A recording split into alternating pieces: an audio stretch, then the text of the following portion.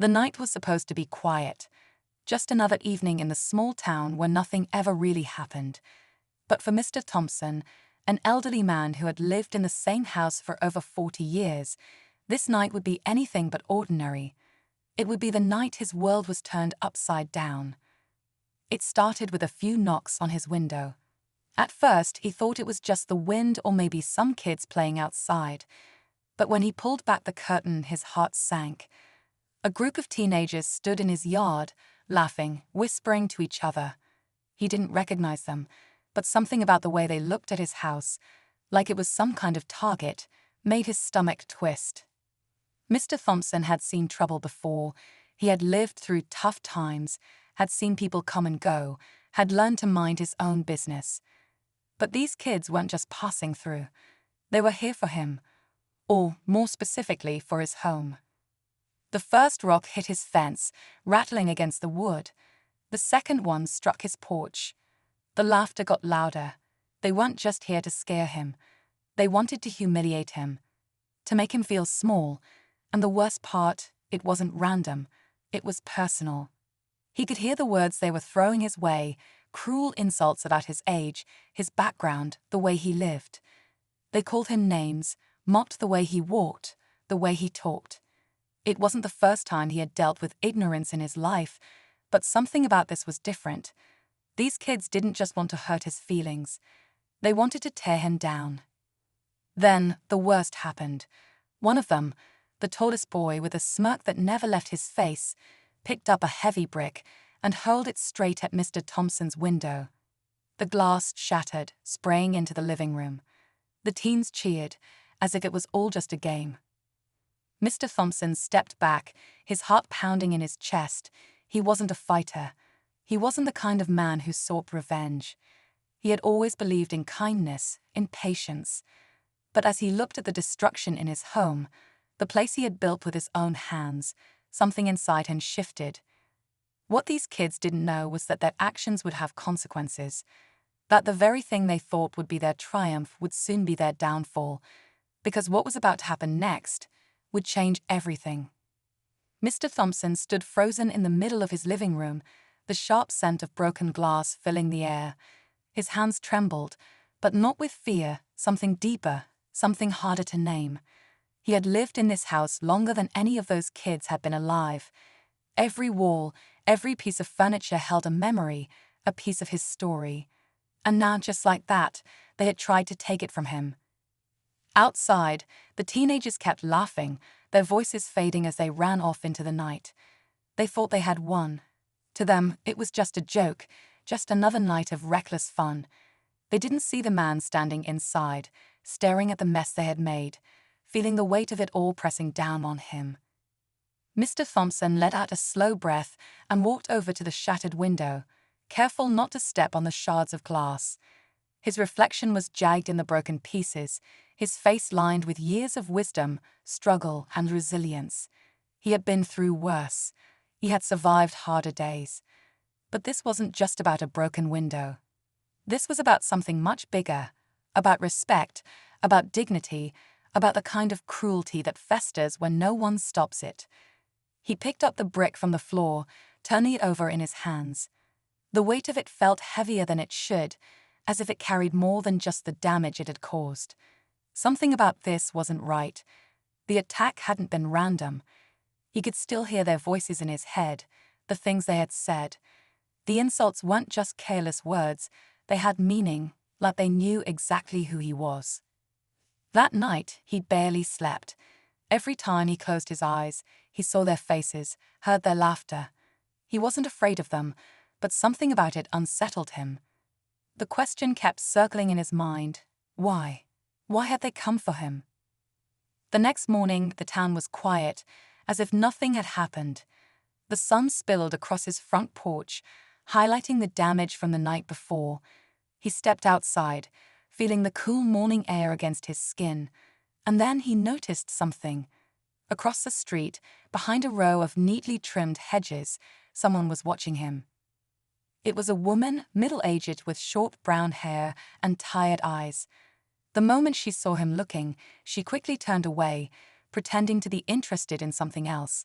But it was too late. He had seen the way she had been staring, the worry in her expression. He walked over, his steps slow but steady. "Morning," he said, his voice calm. The woman hesitated, then nodded. "Morning. You saw what happened last night, didn't you?" Her lips pressed into a thin line. For a moment, she didn't answer. Then, with a glance around, she sighed. "I didn't see much. Just heard the noise. Saw them running off." Mr. Thompson studied her face. There was something she wasn't saying. "You know who they are, don't you?" She hesitated again, then gave a small, reluctant nod. "They're local boys, from over on Willow Street." She lowered her voice. "They've been causing trouble for a while now. Not like this, though. This was different." "Different how?" She swallowed hard. "They've never gone after anyone like this before. I don't know what got into them." Mr. Thompson felt the weight of her words settle in his chest. So it wasn't just random mischief. They had targeted him specifically. But why? As if reading his mind, the woman shifted uncomfortably. "There's been talk," she admitted. "Rumors, people saying things." "What kind of things?" She hesitated again, but this time she didn't look away. "Some people around here, they don't like outsiders. They don't like change." Mr. Thompson's jaw tightened. He had lived in this town for years. He had never caused trouble, never given anyone a reason to dislike him. But some people didn't need a reason. The woman sighed. "Look, I don't agree with any of it. I think it's disgusting. But these kids, they hear things. They learn from the wrong people."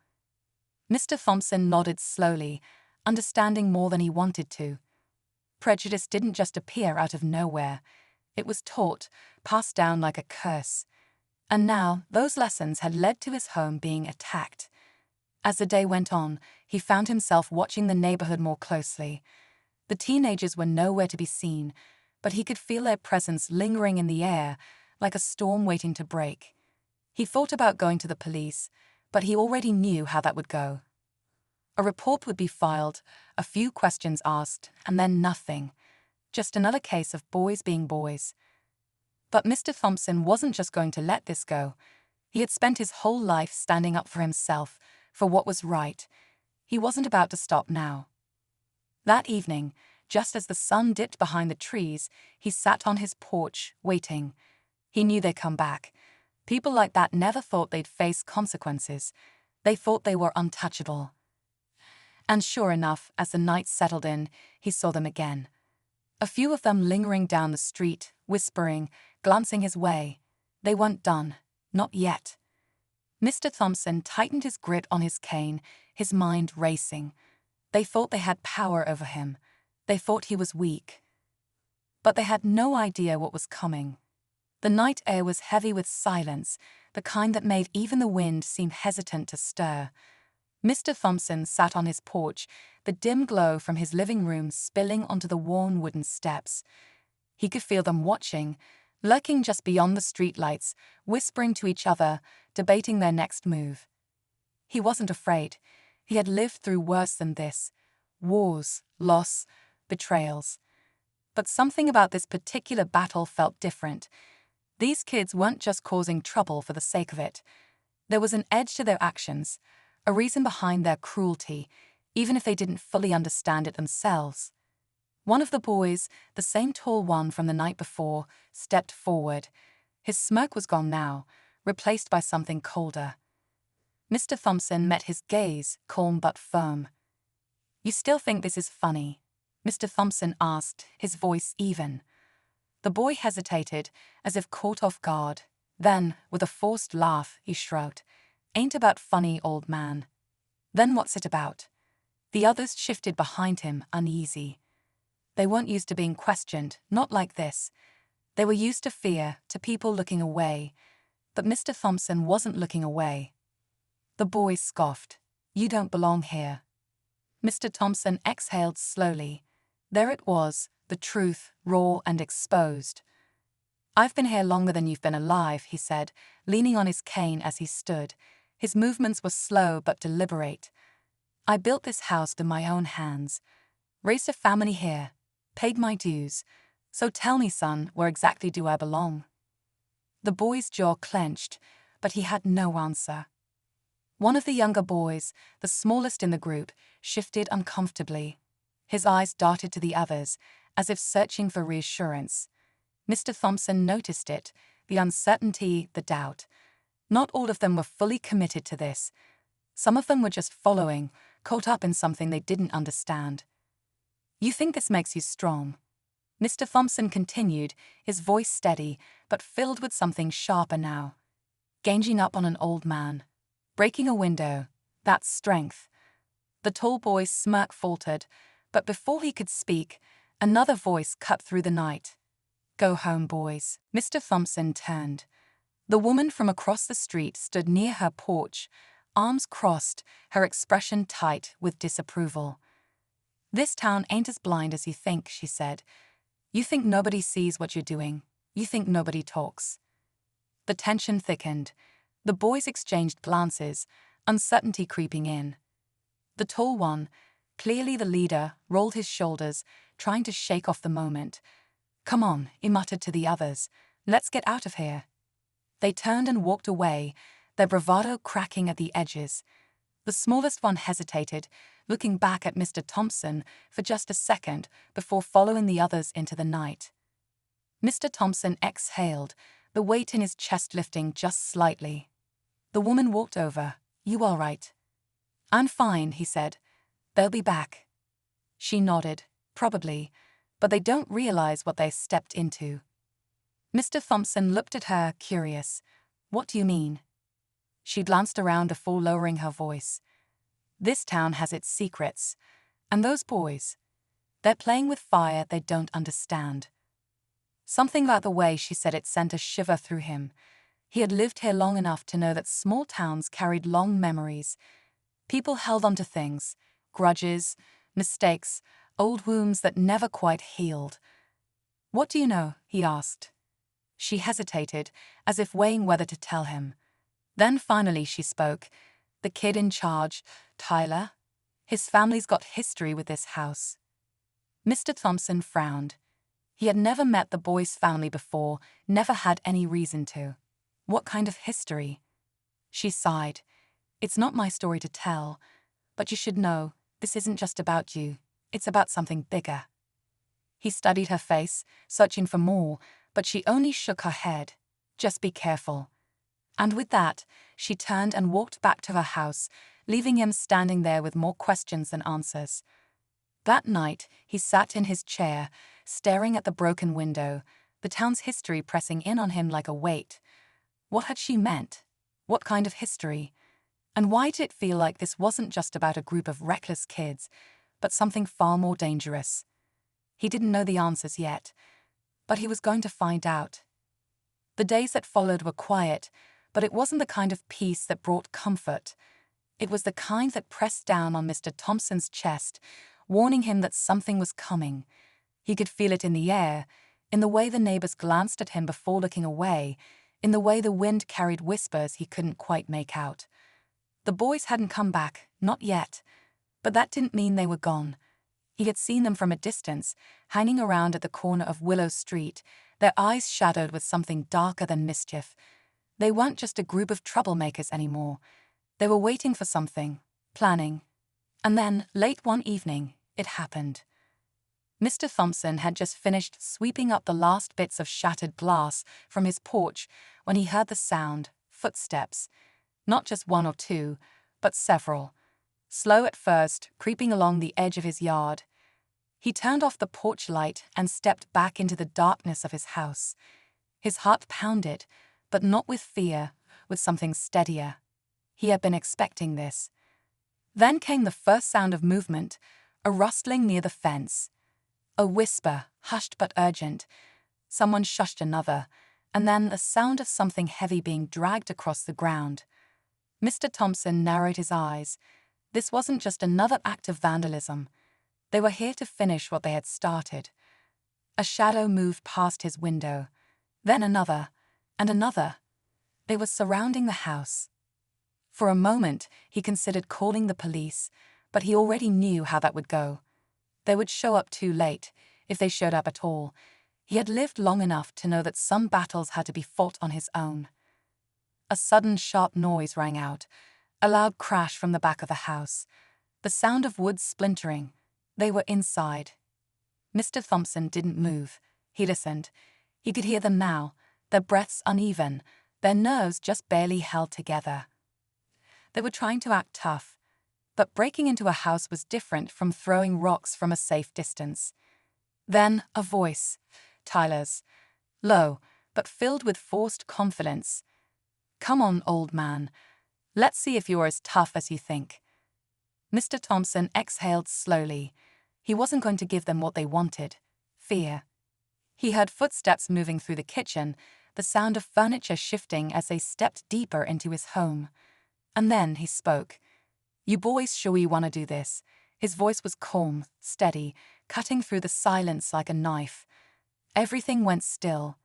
He could hear them breathing, the way they hesitated, the way the smallest one, probably the same one who had hesitated that first night, let out an uneasy breath. Then Tyler spoke again. "You don't belong here." But this time, there was something different in his voice. It wasn't as steady as before. Mr. Thompson stepped forward, slow but deliberate. "You keep saying that," he said, "but you don't even know why, do you?" No answer, just silence. "You think this house is just some old man's place," he continued, "but you don't know its history, do you, Tyler?"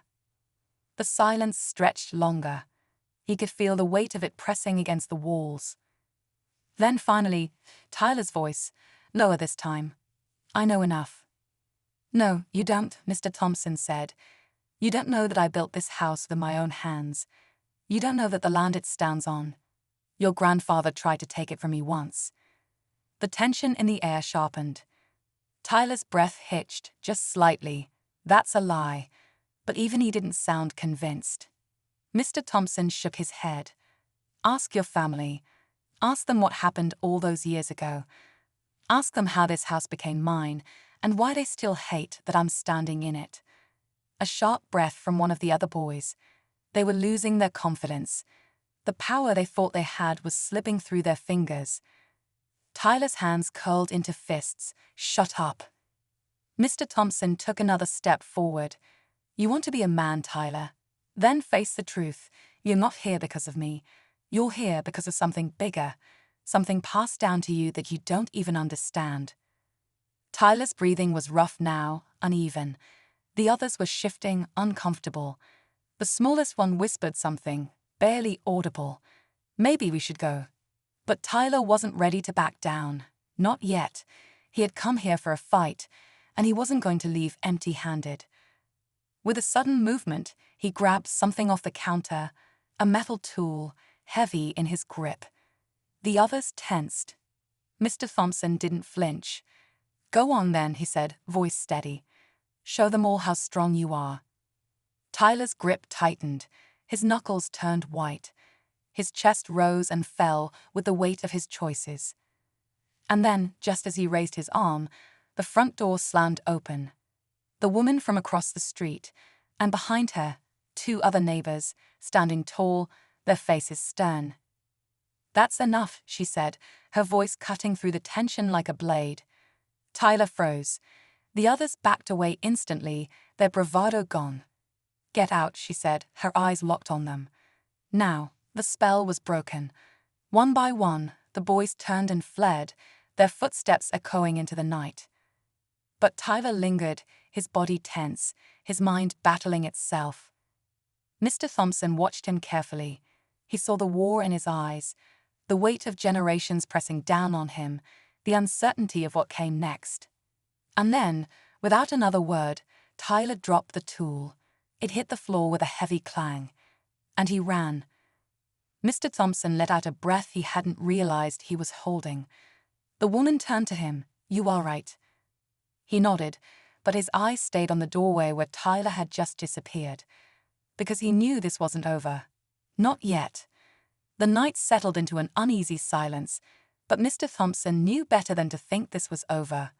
Even as the boys scattered into the shadows, even as the woman from across the street gave him a knowing nod before heading back to her house, Something in the air felt unfinished. He could still feel the weight of Tyler's stare, the way his fingers had tightened around that tool before he dropped it. That wasn't just anger. That was confusion. Mr. Thompson locked his door, his hands steady despite the adrenaline still running through him. He had faced danger before, but this wasn't just about him. It never had been. The past had a way of reaching forward, pulling people into its grip, even when they thought they had outrun it. And tonight proved that Tyler wasn't just some kid acting out. He was a boy tangled in something much older than he realized. Sleep didn't come easy. He kept thinking about what he had said to Tyler, about his grandfather, about the land. He had spoken the truth, but only part of it. There were things he had never said out loud, memories buried deep, because bringing them back wouldn't change what had happened. But now, it felt like the past wasn't just knocking, it was kicking the door down. The next morning, Mr. Thompson stepped onto his porch, expecting to see the usual quiet of the neighborhood. But what he saw stopped him cold. His fence had been destroyed. Not like before, not just broken boards or spray paint. This was different. The wood was ripped apart, the post snapped clean in half like something had torn through it with force. But that wasn't what made his stomach tighten. In the dirt, just beyond the wreckage, was a message. Scratched into the earth with something sharp, maybe a knife, maybe just someone's fingers clawing into the soil. Asterisk, asterisk, TISRSNTOVER, asterisk, asterisk. Mr. Thompson felt his pulse thrum in his ears. This wasn't just kids playing a game anymore. Before he could react, a voice called out from behind him. "You see it too." He turned. The woman from across the street stood with her arms crossed, eyes scanning the damage with a deep frown. He nodded. "Yeah." She sighed. "Told you. They don't know what they stepped into." Mr. Thompson studied her carefully. "You keep saying that. What do you know?" She hesitated, then finally walked closer. "I did some digging last night. Talked to a few people who've been here longer than I have." She glanced around, lowering her voice. Tyler's grandfather, he wasn't just bitter about losing this land. He believed it was his birthright. There were rumors about what he did to try to take it back. Bad rumors. Mr. Thompson felt something heavy settle in his chest. He had always known that man had wanted him gone, but he had never cared much for the whispers, the half-truths that floated around town. He had fought his battle, won his home, and moved on. But apparently, the past hadn't moved on with him. The woman continued, her voice tight. "Some people think he did something unnatural. Some say that's why the land never passed to his family, why things kept going wrong for them." She paused. "And why now, after all these years, his grandson is drawn right back to this house?" Mr. Thompson shook his head, not willing to entertain old town legends. "That boy's acting out because he was raised on resentment, not because of some curse." She studied him, then looked back at the message carved in the dirt. "Maybe," she said, "or maybe it's both." Mr. Thompson didn't respond. He didn't believe in superstition, but he did believe in the power of history, the way hatred and anger could seep through generations like poison in the ground. That night, he stayed awake again, this time not out of fear, but out of anticipation. He knew Tyler would be back. And when he did, Mr. Thompson would be waiting. Mr. Thompson sat in the dark, his chair positioned just inside the living room, facing the front door. He kept the lights off, the only glow coming from the street lamp outside. His heartbeat was steady, his hands relaxed on the armrests. He wasn't afraid, just waiting. The night stretched on, the silence thick. Then, just past midnight, he heard it. Footsteps. Slow, deliberate, moving across his yard. He didn't move. Instead, he listened, counted. More than one. 3, maybe 4. They weren't whispering this time. They weren't trying to be sneaky. They wanted him to hear them. A shadow passed across the window. A second later, the doorknob rattled. Then a knock, soft at first, then louder. Open the door. It was Tyler. His voice wasn't mocking this time. It wasn't full of bravado, It was low, controlled. Mr. Thompson remained still. Why would I do that? A pause. Then, because you owe me answers. That surprised him. He had expected threats, maybe another attempt to break in. But this was different. He stood slowly, his joints stiff from waiting. He unlocked the door but didn't open it. What do you really want, Tyler? Another pause. The truth. Mr. Thompson exhaled, then pulled the door open. Tyler stood there, alone now. The others must have stayed back. He looked different, his usual arrogance dimmed, his shoulders tense, his hands clenched at his sides. You said my grandfather tried to take this house, Tyler said, his eyes dark with something unreadable. Tell me what really happened. Mr. Thompson studied him, then stepped back. Come in. Tyler hesitated before stepping inside. He moved cautiously, like the walls themselves held secrets he wasn't ready to face. Mr. Thompson gestured to a chair, but Tyler didn't sit. You want the truth, Mr. Thompson said, watching him. Fine, but you won't like it. Tyler's jaw tightened. I don't care. Mr. Thompson nodded, settling into his own chair. Your grandfather and I weren't just neighbors. We worked together once, back when this town was still growing. But he always believed he was entitled to more than what he had. He thought this land was his, that I didn't deserve it. He paused, letting the weight of the words settle. So he tried to take it from me. Tyler's eyes flickered, but he didn't speak. He forged documents, tried to prove the land had been promised to his family. When that didn't work, he made sure no one in town would sell me supplies. No repairs, no food, no help. He wanted to starve me out. Mr. Thompson's voice remained steady, but the memories ran deep. And when that failed, he did worse. Tyler's throat bobbed as he swallowed. What do you mean? Mr. Thompson held his gaze. One night, my house caught fire. Tyler's face paled. I managed to put it out before it spread, but the damage was done, and I knew who was responsible. He leaned forward slightly. Your grandfather never admitted it, but everyone knew. They just looked the other way. Tyler shook his head, but there was no anger in his expression this time, just something close to disbelief. He lost in the end, Mr. Thompson continued. The town turned on him slowly. He faded into nothing. And now, all these years later, he was standing here, repeating his mistakes. Tyler's breathing was uneven now. I didn't know any of this. No, you didn't. Mr. Thompson studied him, because the people who raised you made sure you wouldn't. Tyler looked down, his fingers twitching at his sides. He looked like a boy caught between two versions of the world, one he had always believed, and one he was only just beginning to understand. Then, before either of them could speak, there was a loud crash outside. Tyler turned, startled. Mr. Thompson's eyes narrowed. He stood quickly, moving toward the window. Outside, in the dim glow of the streetlight, a figure stood near the wrecked fence.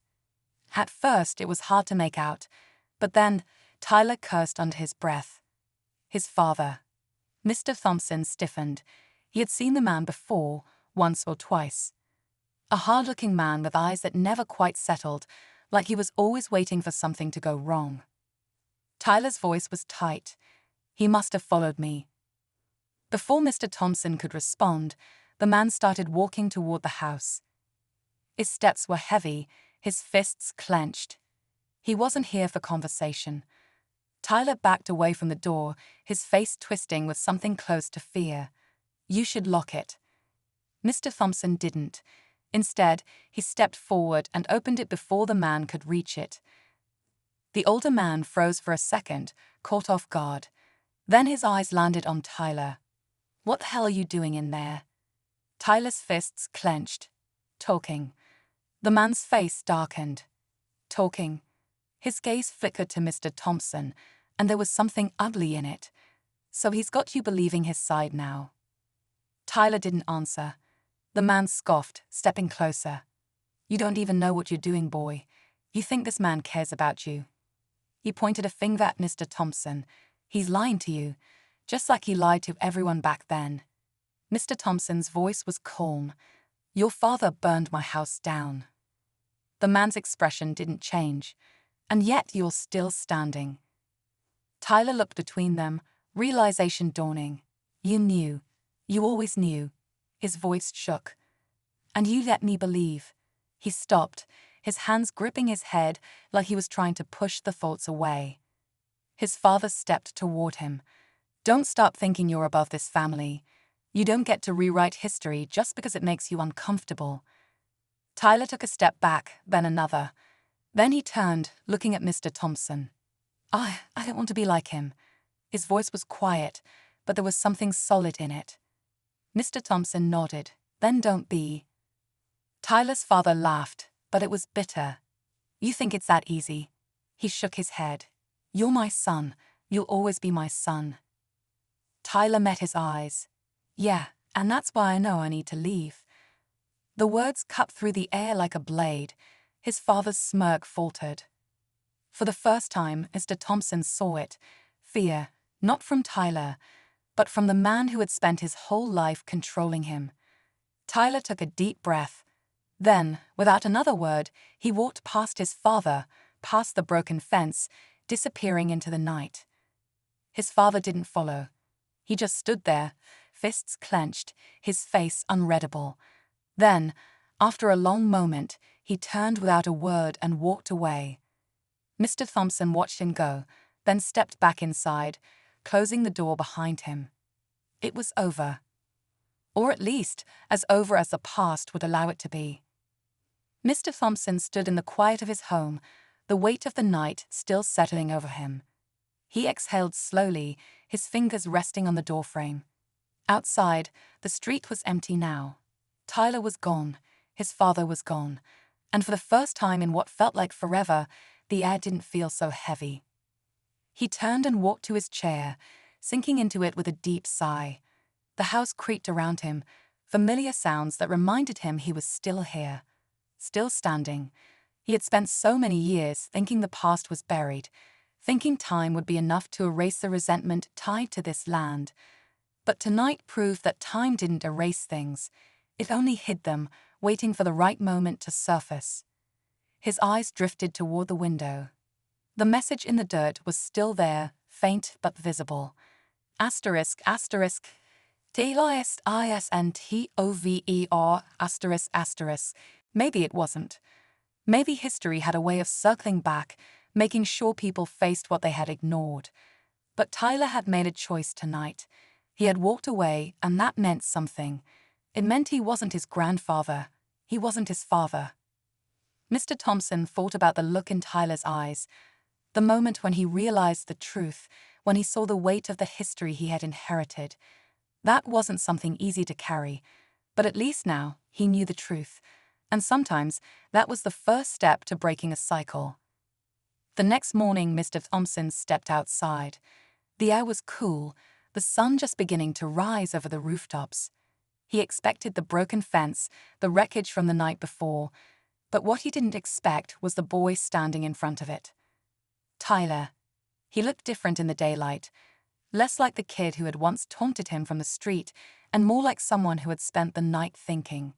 His hands were in his pockets, his shoulders tense, but his expression was calm.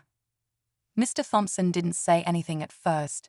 He just walked to the edge of the porch, watching the boy carefully. Finally, Tyler spoke. I don't expect you to forgive me. His voice was rough, like he hadn't slept. For what I did, what I said. Mr. Thompson studied him. Then why are you here? Tyler hesitated. Because I don't want to be that person anymore. He swallowed hard. And I don't know where to start. Mr. Thompson let the words settle between them. He had seen plenty of people say they wanted to change, but change wasn't just words. It was actions. He glanced at the broken fence. You good with a hammer? Tyler blinked, caught off guard. What? Mr. Thompson nodded toward the wreckage. That's my fence. You helped break it. So now you can help fix it.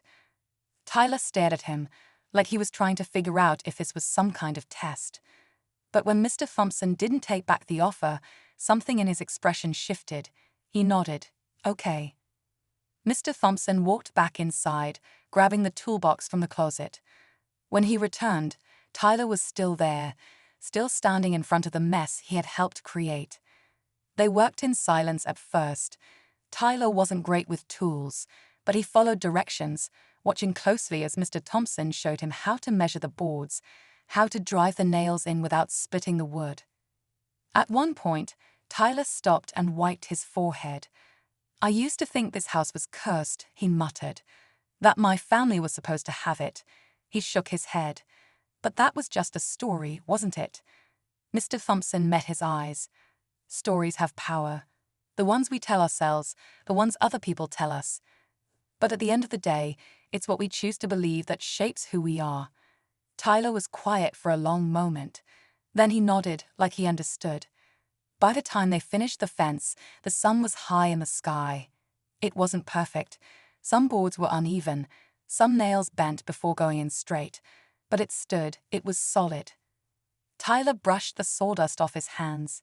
I guess that's it. Mr. Thompson nodded. For now. Tyler hesitated, then glanced at him. If I wanted to, come back. Maybe learn more about this place. About everything. His voice was careful, like he was still testing the idea out in his head. Mr. Thompson considered him. He thought about the past, about the way history repeated itself when no one tried to stop it. Then he nodded. You know where to find me. Tyler gave a small nod, then turned and walked away. But this time he wasn't running. He wasn't storming off in anger. He just walked, shoulders a little straighter, steps a little more certain. Mr. Thompson watched him go, then turned back toward the house. The past was still there. The scars still remained. But maybe, just maybe, the future didn't have to be the same.